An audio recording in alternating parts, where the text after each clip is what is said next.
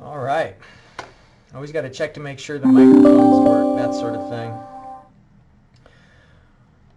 All right, well, let's get into this material. Now, if I'm not mistaken, you've just turned in homework number 9. That was due at 11 o'clock. And the grader will get started on that right away. Homework 10 is due at the end of this week, on the same day that we're going to have our exam. And so, that's not ideal. I wish that you would submit the homework and then have several days to look it over after the grader gives you your feedback. But unfortunately, just with the limited number of days that we have available in the semester, sometimes we have to compress the time frame a little bit. And so the suggestion that I have for that assignment is that, if there's anything on homework number 10 that you're not sure about as you're working on it, just check with me. I'm always happy to tell you if you've got the right answer. If you want to tell me what number did you get, I'll say, yeah, that's right, or no, that's not right. Or, if you want to call me on Teams during my office hours, you can share the screen and show me what you've done. So I'm open to a whole wide range of options to make sure that you feel confident in the material on homework 10. So exam 2, we're going to do the same way that we did with the first midterm exam, where the PDF of the exam will be posted on Blackboard from 10:30 until 12:30. Now the actual duration of the exam, I'm going to write it so that the majority of students in a normal classroom situation would be able to complete the test in 45 minutes. And so I think that means that my real fast movers in the class may finish the exam in 20 or 25 minutes.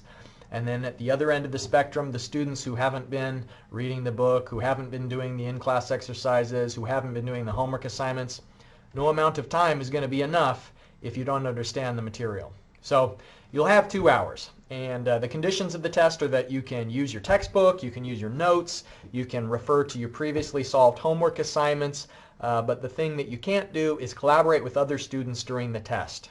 And so what you should submit is only going to be exclusively your work.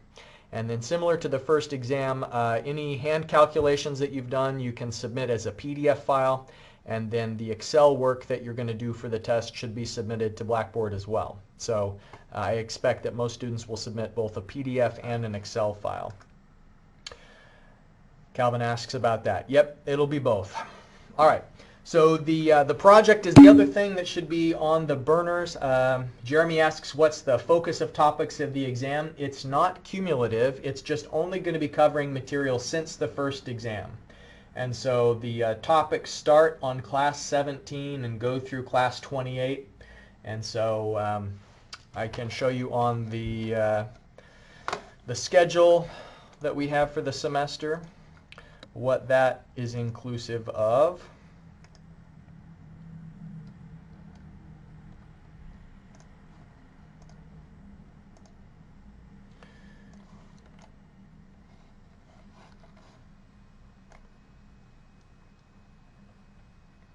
So if you want to remind yourself what you should study, this is the document that I think is the most valuable resource because it shows the topic of each class meeting, the lecture number in case you want to go back to the in-class exercise or go back to the recordings that are posted for each of those class meetings. It shows the textbook, the homework assignment that covered it, and so here you can see the list of topics that's going to be included on midterm exam 2. It's going to be the things since midterm exam 1.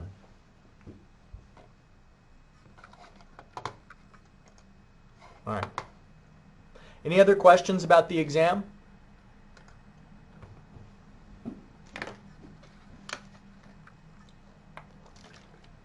Okay. Today we're going to continue analyzing things kind of beyond the scope of simple profits, maximizing profits. Remember that last week we started to delve into analysis tools that can be used for projects that don't generate revenue. So we talked about benefit cost analysis, we talked about incremental benefit cost analysis, and then also cost effectiveness analysis. Now today we're going to do economic service life analysis, and it can be a very valuable tool for nonprofit projects, but it can also be an important resource for projects that are profitable. And so this economic service life analysis can kind of straddle both worlds, the first part of the semester where we were talking about the point of view of for-profit companies, and then also more recently when we've been talking about governments and non-governmental organizations that operate for other reasons besides maximizing profit. So this is a valuable analysis. And the question is when to replace an item. How long do you keep certain pieces of equipment? So far, during the in-class exercise that I've given you, I just tell you that you're going to keep a piece of equipment for a certain number of years. That was part of the given. But there are going to be plenty of instances where it's up to you to decide what is the most advantageous service life. And so you have to do an analysis to try and figure out how long to own a piece of equipment and when to replace it. So we're going to look at 3 reasons that identify why you should replace something. And the first of those reasons has to do with reduced performance. And so it could be that the item in question is no longer reliable, or it could be that maybe it's still reliable, but just it's slowing down and it's not able to generate the same amount of output as it did when it was new. And so in the illustration of a reliability issue, you can see that there's a picture here of a car. And we all know that the longer you own a car, the more frequently it seems to need repairs. If you own a car and it's brand new, most likely the only thing you're going to have to do is just change the oil and keep putting fuel in it. But a car that's been on the road for 120,000 miles, you're going to need to change spark plugs, maybe change some of the belts and hoses. You're going to have to be giving it alignments, and it's probably way overdue for tires if you haven't put fresh tires on it by then. So there's just a whole host of things that can start going wrong when the equipment ages, and it could be related to the materials are starting to degrade. It could be that you're in a harsh environment and maybe there's corrosion issues. Oops. It could be that there's corrosion issues, but for whatever reason, when your car's in the shop, you can't use it. And so it's not just about the cost of the repairs, but it's also the opportunity cost and the inconvenience of having an item being repaired that you'd maybe start to think about replacing it if it had reduced performance having to do with reliability.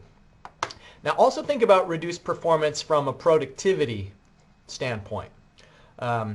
I recently got a drone, which you probably maybe already know if you've seen my YouTube channel recently. I'm having a lot of fun with it.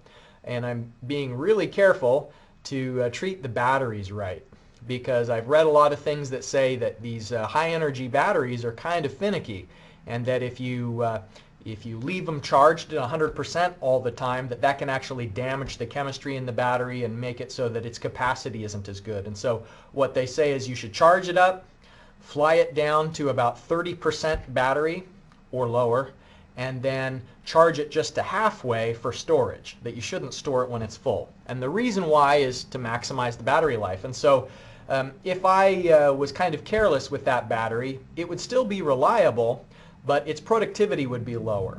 The lifespan of the battery would be degraded. And so maybe that would be an argument in favor of replacing the battery if I'm no longer able to get the 34 minutes of flight time that it's rated for, if because it's performance is reduced, if I can only get a 20-minute flight or a 15-minute flight, then that may be a reason to replace the item. And so reliability and productivity are the 2 kind of things that you should keep in mind, and the consequences of those are decreased safety, lost sales, diminished quality, higher operating costs.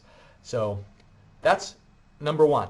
Number 2 is that when the item that you have can no longer meet the requirements, or when the market has evolved so that now people are demanding something different.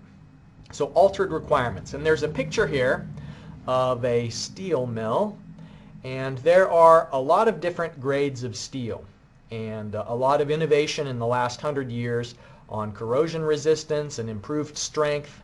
And so steel that was made 100 years ago probably wasn't made at the same standards as steel that's being produced today. And so equipment from 100 years ago, even if it was reliable, and even if its productivity hadn't changed over the years, just the simple fact that it's not able to produce the thing that people in the market want any longer means that it would be a candidate for replacement if the requirements of the marketplace had evolved. And so the same thing is true back to the drone idea. One of the earliest drones that was released, the DJI Spark, it's a low-cost, fun little drone, but it isn't able to film at 4K. And so, a lot of people want their video footage to be at ultra-high resolution, and so, it may be just as reliable and productive as it was before. If you put a fresh battery in it, it can fly up to its original specifications, but now people want 4K video, and so I think it only does maybe 720 or 1080 at best.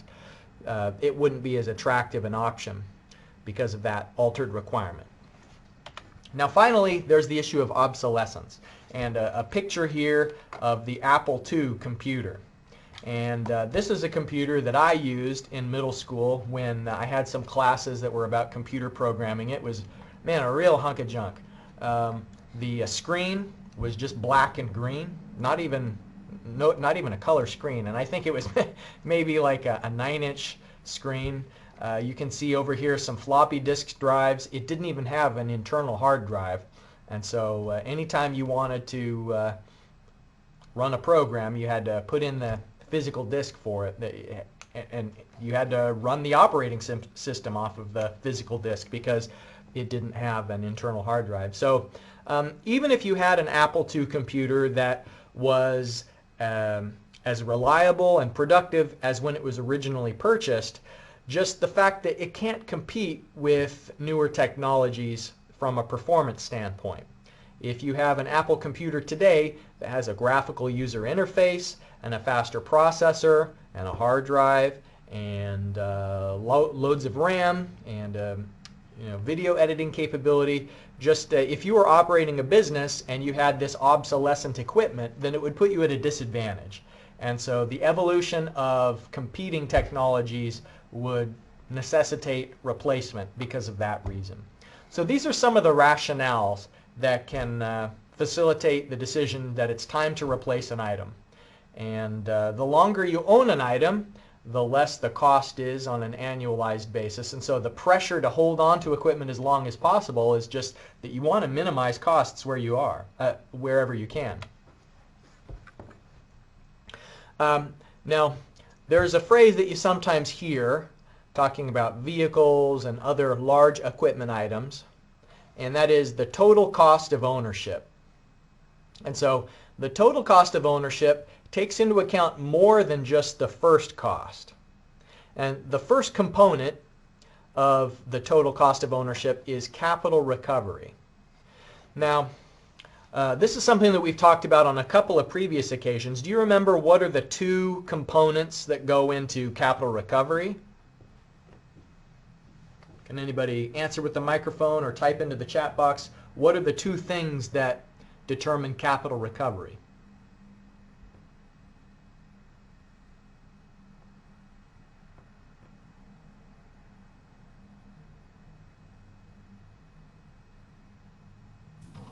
Is it the total amount spent plus plus like the maintenance cost and then what you can get for it when you decide to like upgrade or sell it? Okay, Kirsten, you've got both of the things there, but it's not the maintenance. It's the initial purchase price, which you did mention, and then the salvage value, which you also mentioned. So you're right about that. The capital recovery is kind of the annualized equivalent of the purchase price minus the salvage value. So on the exam, remember there was a question, how much additional revenue would you need to have each year in order to justify a certain purchase? And so that's what the capital recovery is. And then the other thing that Kirsten mentioned is the maintenance and operation costs. And so those two things together, the capital recovery, which itself doesn't include maintenance and operation. The capital recovery only includes the first cost and the salvage value. And then the maintenance and operation is the second component of the total cost of ownership. And so if you consider what you want to do is limit your expenses and make something as cheap as possible, what we're trying to do is balance. These people are really happy because they just got a brand new car, and that's an exciting moment, but it's an expensive moment as well. And so you want to do this as few times as possible. You want to have a car that you buy and keep, and you want it to be reliable for a good long time. But the problem is that the longer you own it, the more often you're going to be in here, in the repair shop. And so you want to balance your spending so that you're minimizing the total of the costs. You want to find that sweet spot where your car is only in the shop occasionally, but also you're not spending too much on purchasing a new car really often. So graphically, what that looks like is this. Here are the two components. You can see capital recovery, which we just talked about what that is. And so look at why is capital recovery high here on the left side of the figure. Now, the horizontal axis is years. And so years is the number of years that you're owning the thing. And so the longer you own Salvage value down with time. Casey, do you have a question? I was just saying that the salvage value goes down with time. That's true. Yep. The salvage value is going to be less over time. The main reason this is going down is because you're spreading out the ownership costs over a greater number of years. And so think of it this way. If you buy a brand new car and you keep it for 20 years, then that initial purchase price is spread out over a much longer period than if you buy a new car and you only own it for 3 years. Now, you're going to get a better resale value if you sell it after 3 years compared to after 20. But depreciation, and that's a word that means the loss of value of your item, depreciation is fastest at the beginning. Maybe you've heard the old aphorism that a car loses 20% of its value just after driving off of the car lot. And I don't think it's actually quite that bad, but the basic point is that items lose a lot of their value very quickly. At the moment, I'm absolutely obsessed with a particular car, and the car, when you originally buy it, is $90,000, but after just 5 years, you can get a used one for like $30,000. I'm not going to do it, but I'm awfully tempted at the idea of getting a $90,000 car for only $30,000 because it just loses so much of its value very quickly. So this capital recovery, the idea here is that the longer you own an item, the more years you have to annualize its initial purchase price over. So capital recovery, if it was the only cost, then what you should do is just own it as long as possible. But there's also AOC, and here that stands for annual operating costs. James asks, what's the car? It's the Porsche Panamera. Hey, at least it would be a four-seater car. Right now I just drive a two-seater car, so it's a sweet car, but I'm not going to get it. Should I get it? Should I get the Porsche? No, I'm not going to get it. All right, so annual operating costs. Jeremy says I should. Spend the money. Yeah. No. See, the problem is that I understand a little bit too much about money in order to make purchases like that. If I didn't understand money, then I might be tempted. But I know the longer I spread my initial purchase price over, the lower my costs are. And so every year that I drive my existing car is just like free money in the pocket. Yeah. Lease the car? No way. I'm not going to lease a car. All right. The AOC is the annual operating costs. And so the operating costs are really low at first. Like the first year when you're only changing the oil, your operating costs are going to be extremely low.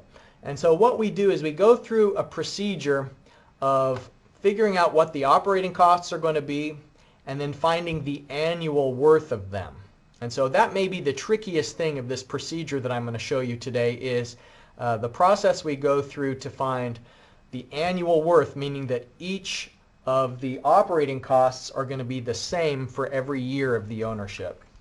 And so this blue curve is the one that is the total of the capital recovery costs, and the annual worth of the annual operating costs. And so what you want to do is have the lowest costs possible.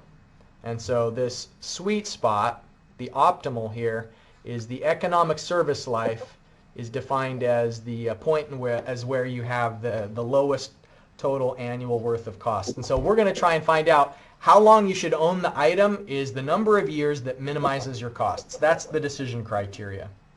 Only own the Question for item you. so that you have the lowest costs. Craig, have you got something? So, say you was going to buy that Porsche car brand new, correct? Mm-hmm. And you were trying to figure out what the total annual worth of costs would be for maintenance, so on and so forth. How would you even go about researching that to begin with? Well, one way would be to look at prior models and find out how reliable they were. In the case of the Panamera, I think the first year they built that car was in 2009.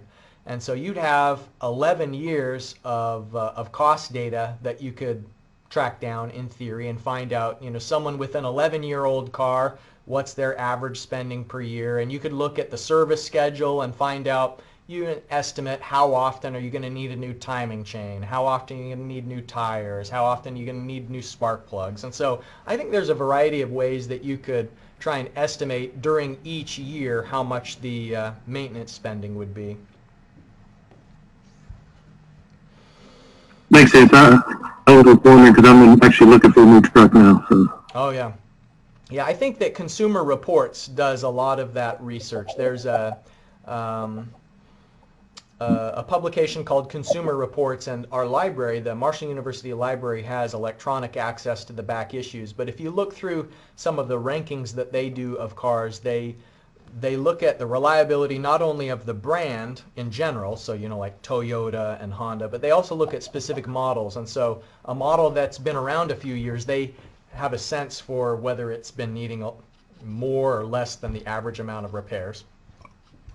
So if you're going to be screening new trucks, I'd definitely check out Consumer Reports to see what their opinion is. Well, I'm fine. I'm not buying a brand new one.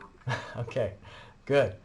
They, on the subject of cars, I noticed they've got quite a lot of trucks for sale over at the Enterprise car sale on Hal Greer Boulevard. So I guess they're selling like vehicles that are no longer being rented, and they had some pickup trucks over there. And so those are like, generally 3 or 4 years old. That could be a good option because they've been maintained well. It's a fleet vehicle. All right, so anyways, I could talk about this Porsche and new cars all day long. It's definitely on my brain. But let's talk about the decision criteria for economic service life analysis. The decision criteria here is we want to pick the number of years of ownership that minimizes the costs. And so minimizes the total annual worth of cost. We're going to find on an annual basis how much it would cost on average during each of the years of ownership. Now, when we do a replacement study, the primary application of an economic service life analysis is to try and figure out should you keep your existing equipment or should you buy something new? And so some terminology that goes along with that replacement study is that the Defender is the thing that you already own, and the Challenger is the best option that you're considering replacing it with.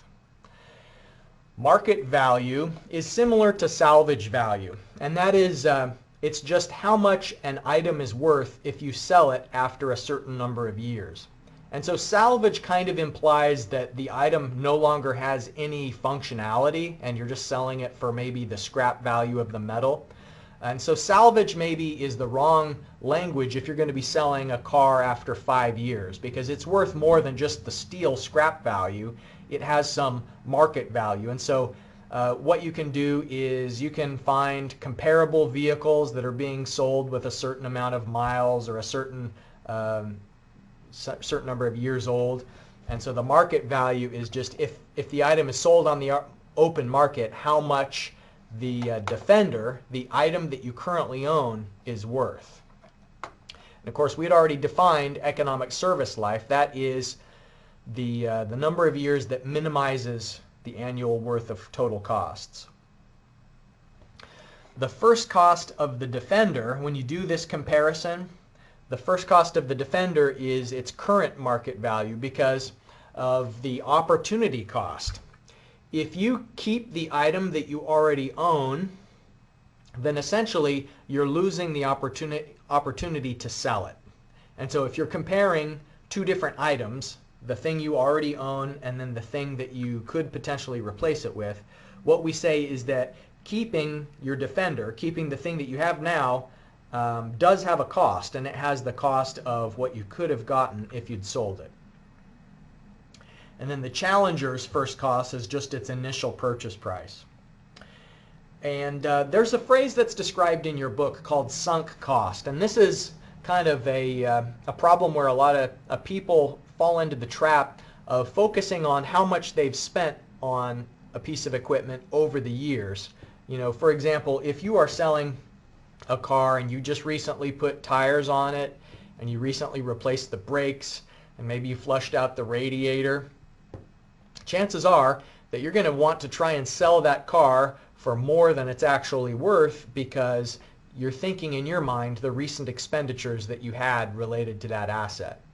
And so sunk costs, although it's hard, you have to kind of just ignore what you've spent on an item in the past, and truly its value is determined by the market. Its value is not determined by how much you've spent in the past. And so, you know, when you sell a car, it's taken as a given. The buyer expects that it's going to have tires, and the buyer expects that it will have brakes, and the fact that you recently replaced either of those things isn't going to have a meaningful effect on the price that they're willing to pay in general. All right, so here's the in-class exercise that we're going to do today.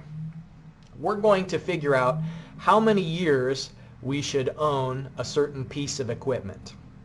And so this is equipment that could be purchased for $20,000. And we have a table of data that tells us if you sell the item, how much you could get in the open market.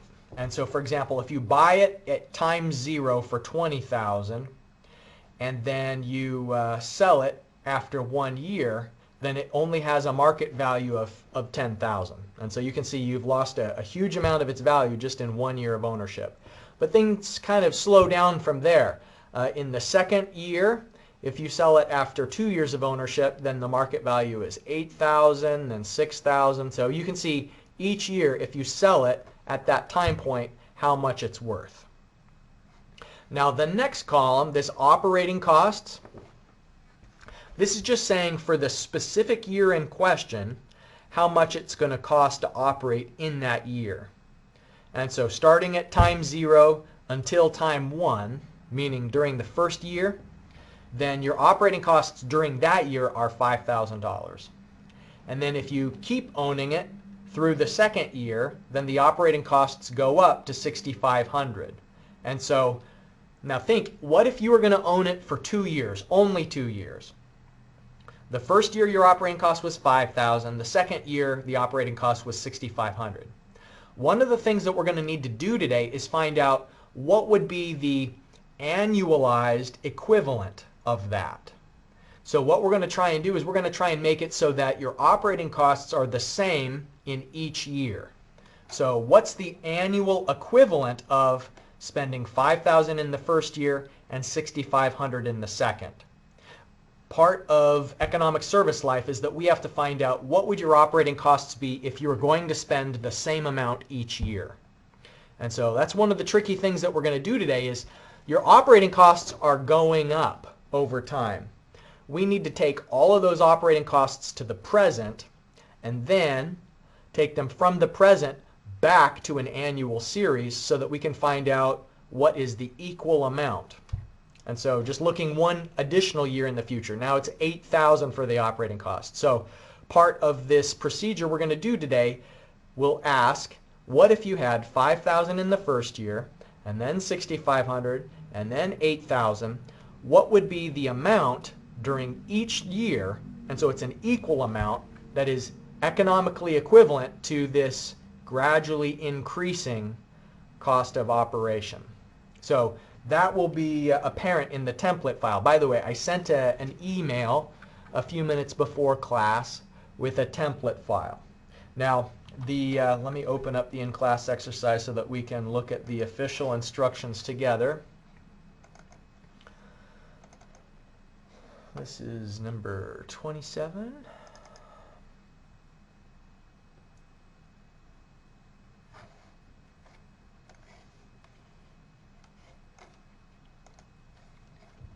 All right, so the goal in this analysis is to minimize the costs. We want it so that you're spending as little as possible, and so we want to know, should you own it for 1 year? Should you own it for 2 years? You know, what is the number of years of ownership that's going to minimize costs? So if we look at the graphical representation, we're looking for where's the lowest total annual worth of costs. Now this is the spreadsheet template that I emailed you a few minutes ago. It's just to save you from having to type this. I haven't put any formulas into it, but each of the columns also has a kind of underneath the table. I'm giving you some hints on how to fill that data in and the formulas that you should use. And so I think you can put in this information and B and C, but column D, I'll probably need to demonstrate that. It's not immediately clear what you need to do in order to do D, E, and F. So let me give you a moment to just type in the given data, and then we'll go through this in its entirety together.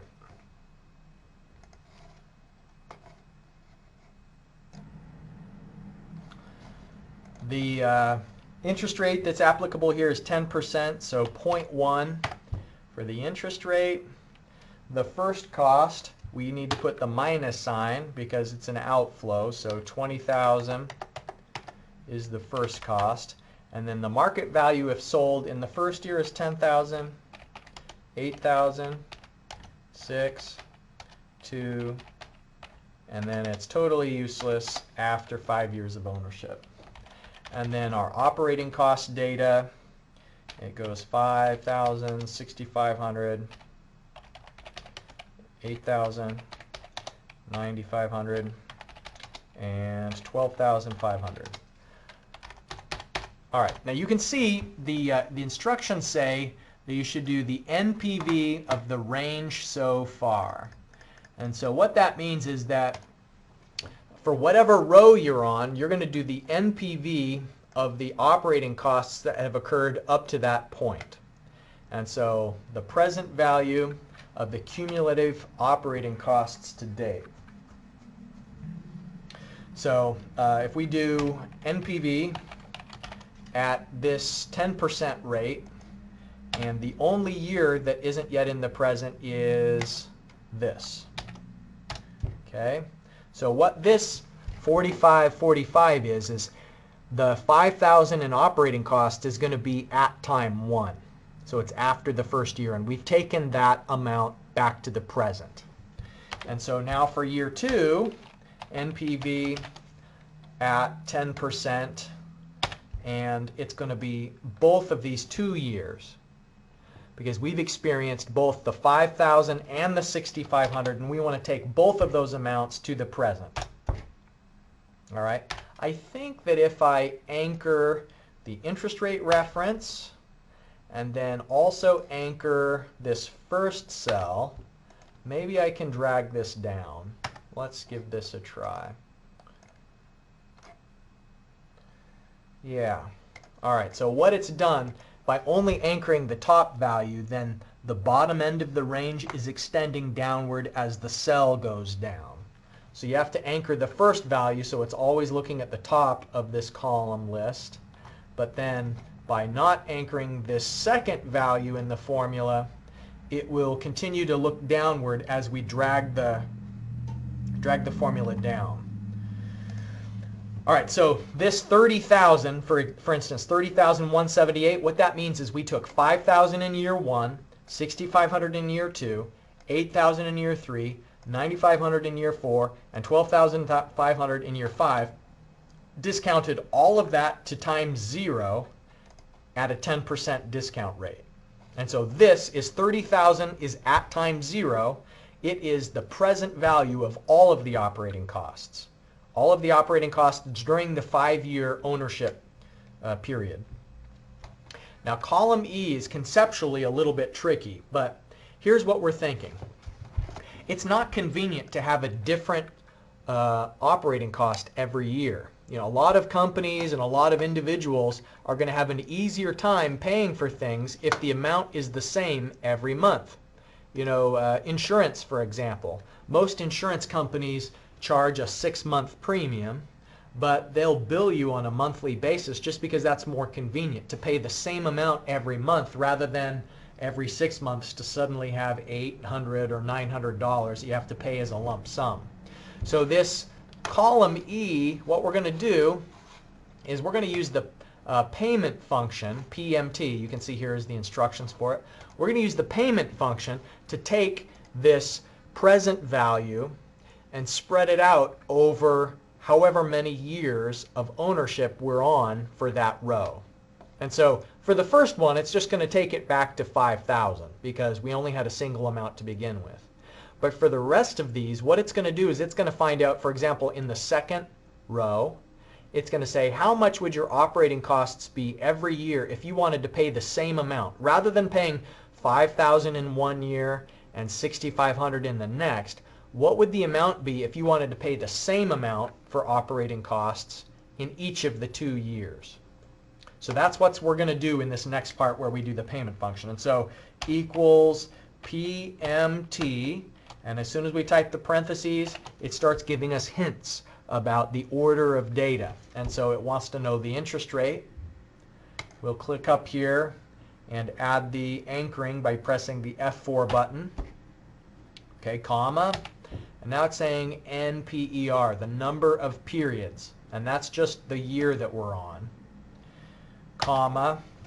Now it's wanting to know what is the present value of the amount in question. And that's what we found in column D. Column D represents a present value, and we have to put the negative sign in order to keep it as an outflow, because this function would change the sign from a negative to a positive if we didn't put that minus sign in there. And then we can close the parentheses. So it's going to take it back to 5,000. So if you've just got a single year of operating costs, then your annualization will be the same as the single year amount. But that's not going to be the case for this next one. And so what this 5714 represents, you'll notice it's between the two. It's between 5,000 and 6,500. It's not just the same as an average though. If we did just the average for the two is 5750. This 5714 takes the, what do they call that? The time value of money into effect. It takes the interest rate. So it's discounting the 6,500 in year 2. That's not the same value of dollars as the 5,000 in year 1. And so the time value of money is being taken into account. So conceptually, you can just think of it as if you were going to pay the same amount for maintenance every year, then the amount that you would pay is 5714 if you're going to own it for 2 years. And so now we can drag this formula down. And what you see is that for this year 5, let me explain it. Instead of paying a different amount every year, if you were going to pay the same amount every year, then for 5 years of ownership, then it would be 7,961. And so the costs are going up because the car is breaking down more and it needs more parts replaced because they're wearing out more frequently. So this trend that we saw graphically, it is coming true. The annual worth of the annual operating costs is going up. The longer we own it, the higher and higher the annual worth of the operating costs are getting. So are there any questions so far?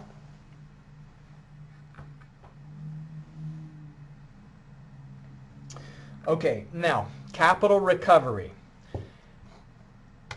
remember, is an annualization that takes into account the first cost and the salvage value. And just to prove to you that we've seen this before, let me find it from our earlier slide. Let me search. That's not the one. This is the one. So this is the one where you have some initial upfront cost, and then there's the salvage value, and we want to find out what's the annual equivalent that takes both of those factors into account.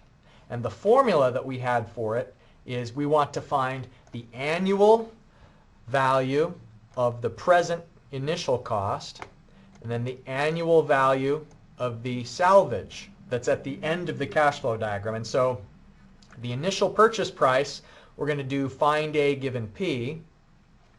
The salvage value, find A given F. Now the good news is that the payment function, we can put both of those things in at the same time. We can put the first cost and the market value into the payment function simultaneously, and it'll tell us the capital recovery. All right, so the way we do that, you can see here it's saying do the PMT function of both the first cost and the market value for this year. Okay, so equals PMT, and we'll refer to the interest rate, anchor the reference with the F4 button, comma, now it's asking for the number of periods. That will be the year that we're on, comma. Okay, now the present value is going to be how much was our initial cost that was originally at the present. And so we're going to click here at the first cost location and anchor that, because we always, that's going to be our first cost no matter how many years we own the item. The initial purchase price of $20,000 will apply whether we own it for 1 year or 2 years or 5 years. That's always going to be the present value. And then comma, and we're also going to put in the future value. And the future value is this market value, because that is essentially the salvage amount, or how much revenue you're going to get if you own it for that certain number of years. Okay, so now we close the parentheses. So it's simultaneously going to be taking into account the initial upfront cost and the market value, and it will annualize it for us. So when we press enter, you can see the 12,000. That's telling you that the annualized difference between the initial purchase price and the salvage value is 12,000. Now it should be a cost though, and that's a positive number. So we can either put the minus signs in front of the present value and the future value, or just here at the end make it a negative, because capital recovery is an outflow. The first cost was bigger than the salvage value, so it needs to stay as a minus sign, because we're going to be combining together. You can see here in column G, this last one will be the operating costs and capital recovery. And so they both need to be minuses for us to be able to add them together appropriately. All right, so we can drag this down, and what hopefully we see is that the longer you own the item, the lower your capital recovery cost is. And that's why I continue to drive a 19-year-old car instead of going to buy the gorgeous Porsche Panamera. In fact, let's just indulge for a moment here. Let's take a look at the Porsche Panamera. You only live once. Oh, I know, I know. Yeah. See, I want you guys to talk me into this. I deserve this Think about car, it. right? I don't know if you have kids or how old they are. You don't have much more to raise them. Yeah, you know, this would be a real responsible vehicle, because I could put my kids in the back seat. My current car doesn't have a back seat, so this is a dad car if I ever saw one. It's a family upgrade. Yep. All right. Well, you've sold me. I'm gonna have to convince my family now. I'm convinced, but boy, that's a beautiful car. All right. So the total costs, we add together operating costs and capital recovery. Post the pictures when I buy it. All right. So decision criteria. What we want to do is minimize our costs. And so which one of these is the lowest? So this is the lowest. This is the lowest cost. So, so our conclusion, to minimize the total cost, buy and keep the item for 3 years. All right. So we could maybe highlight this. You know, it's a good habit to highlight and make it really obvious what's your answer so the grader can find it. But this proves that it's best to own the item for 3 years because that's the sweet spot that minimizes the capital recovery and the operating cost. It's kind of like it's that minimum point on the graphical curve that we were looking at before. But could you not intuitively read into that was going to be the answer from the initial data that was given? I couldn't. Where your cost starts exceeding the value of the vehicle or the equipment that you have? Well, this is going to be partly dependent on interest rates. And so, you know, for example, look at how things are different if we have 2% interest rates, we may end up with a different answer of what is the lowest number of years. So at 2%, well, it looks like no, that's not the case. It stayed the same. What about 25% interest rate? Oh, it stayed the same. You know, this is an example that I constructed mainly just to show you the method. But there are situations where, no, it's not just obvious from inspection that a certain number of years is going to be the lowest. You can't just add these two together and it's going to be the lowest of those.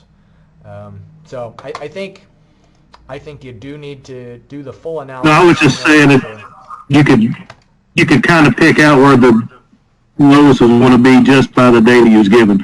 Now, whether or not that turned out correctly, I don't, you know, you'd have to do the calculations, but yeah. Looking at it, I would assume that somewhere between 2 and 3 or either of those years was going to be the lowest. Could be. Okay, we are out of time. It's 11:50. I don't want to make you late for your next class. I know you've got to travel to the next classroom virtually, so to speak. But remember, the announcements that apply for today is that we have an exam on Friday. And so you're getting ready for the exam. You're working on this next homework assignment. This next homework assignment that you've got due on Friday is a little bit shorter than average because you have less time. And also I wanted to give you the opportunity to set aside some time for studying. So those are the announcements. If you have any questions about this, just get in touch. Hope you have a great day, and I'll see you on Wednesday. Bye-bye, everybody. Bye.